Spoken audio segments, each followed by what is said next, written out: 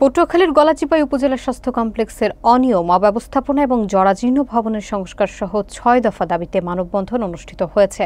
রবিবার সকালে উপজেলা স্বাস্থ্য কমপ্লেক্সের সামনে মানববন্ধনের আয়োজন করেন সাধারণ জনগণ। এতে শিক্ষক, শিক্ষার্থী, ব্যবসায়ী, রাজনৈতিক ও সামাজিক সংগঠনের নেতাকর্মীরা অংশ নেন। বিস্তারিত দেখুন পলাশ আলাদারের প্রতিবেদনে।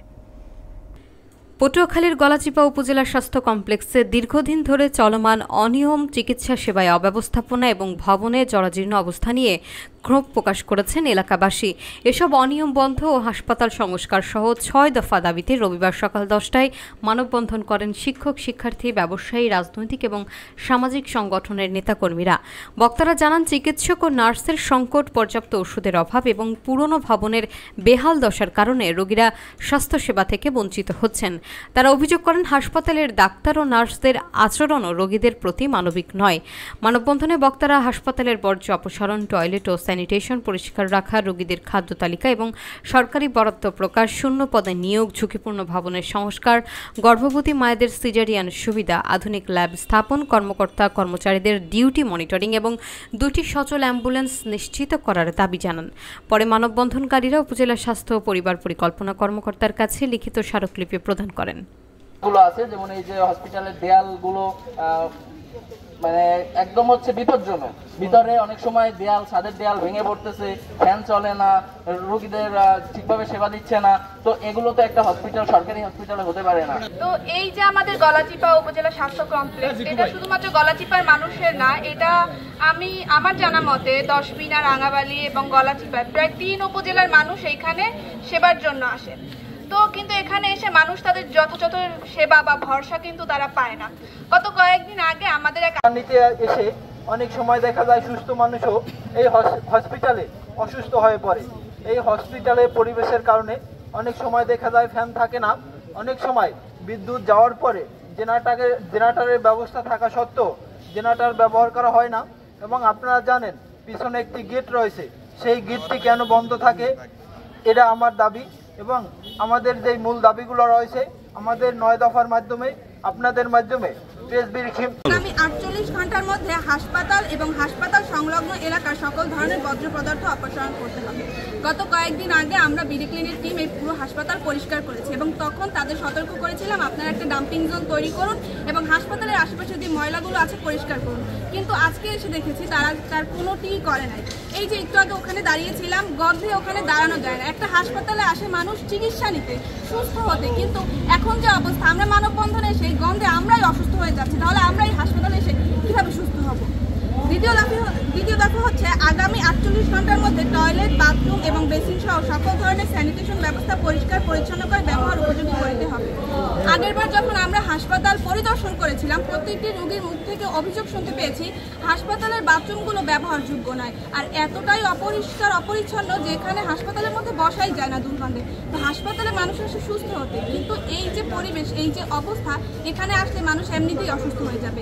এটার আমরা দ্রুত সংস্করণ চাই, 48 ঘন্টার মধ্যে এটা সংস্কার চাই। দ্বিতীয় দফা হলো আগামী 48 ঘন্টার মধ্যে রোগীদের জন্য মাসিক খাদ্য তালিকা ও সরকারি বরাদ্দের হালনাগাদ তালিকা বোর্ডে প্রকাশ করতে হবে। রোগীদের যে প্রতিদিন খাবার দেওয়া হয়, রোগীদের যে ঔষধের এই তালিকাটা রয়েছে, সেটা বোর্ডে প্রতিদিন প্রকাশ করতে হবে। কারণ হাসপাতালে আসলে আমরা সকল রোগীর মুখ থেকেই শুনতে পাই, কেউ নাপা, কেউ অ্যান্টাসিড প্লাস নিয়েই কিন্তু এখান থেকে চলে যায়। সরকার যে রোগীদের জন্য যেই পরিমাণ ওষুধ বরাদ্দ রাখে, এই পরিমাণ ওষুধ কিন্তু এখান থেকে মানুষ পায় না। উল্টো এইখানে যে ডাক্তাররা আছে বা যারা ওষুধ দেয়, তারা তাদের আত্মীয় স্বজনদের ওষুধ বিলাতে ব্যস্ত হয়ে যায়। এগুলোর আমরা 48 ঘন্টার মধ্যেই সংস্কার চাই। যদি 48 ঘন্টার মধ্যে সংস্কার না হয়, আমরা আবার মানববন্ধনে বসবো, আমরা আবার ডাক দেবো। এখন আমাদের এই অল্প কয়েকজন দেখলে হবে না, আমরা যখন আবার আসবো আমরা কিন্তু দ্বিগুণ হয়ে আসবো। দীর্ঘমেয়াদী 6 দফা দাবি আগামী 30 কার্য দিবসের মধ্যে শূন্য পদে কর্মকর্তা কর্মচারী নিয়োগ প্রদান করতে হবে। আপনারা অনেকেই জানেন, আমরা এখানে আসলে একটা অভিযোগ শুনি যে আমাদের এখানে পর্যাপ্ত ডাক্তার বা অন্যান্য কিছু পর্যাপ্ত পরিমাণ নাই। এটা ডাক্তাররা অভিযোগ করেন, সবাই অভিযোগ করেন। এই কারণে রোগীরা ঠিকভাবে সেবা পাচ্ছেন না। তাই আগামী 30 কার্য দিবসের ভিতরে শূন্য পদে কর্মকর্তা কর্মচারী নিয়োগ করতে হবে। 2, আগামী 30 কার্য দিবসের ভিতরে পুরাতন ও ঝুঁকিপূর্ণ ভবনসমূহের সংস্কার কাজ করতে হবে।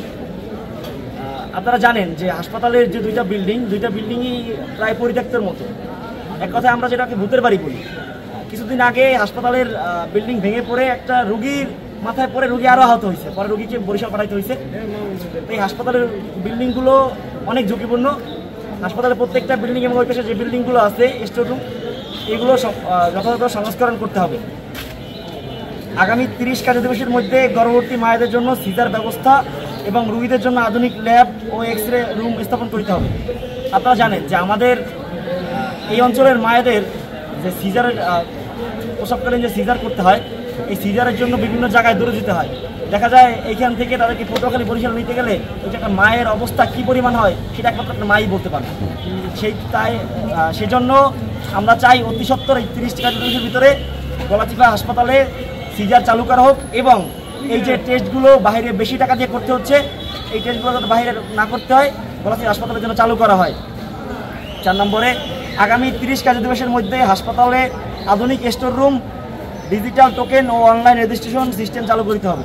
আপনারা জানেন যে আমরা মেডিকেলে আসলে তারা স্টোর রুমের দোহাই দিয়ে বলে আমাদের এইটা নাই ওইটা নাই ওইটা নাই, আমাদের স্টোর রুম নাই দেখে আমরা কিছু রাখতে পারি না, বা আধুনিক রেজিস্ট্রেশন সিস্টেমে দেখে আমরা অনেক সেবার ব্যাহত হই।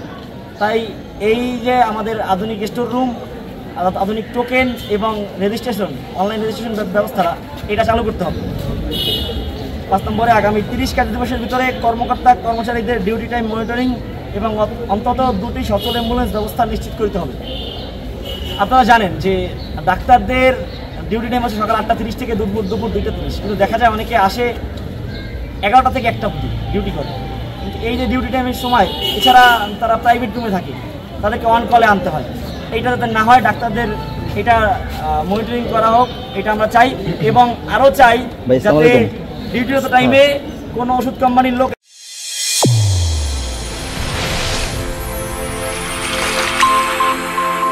চ্যানেল A1 হৃদয়ের স্পন্দন।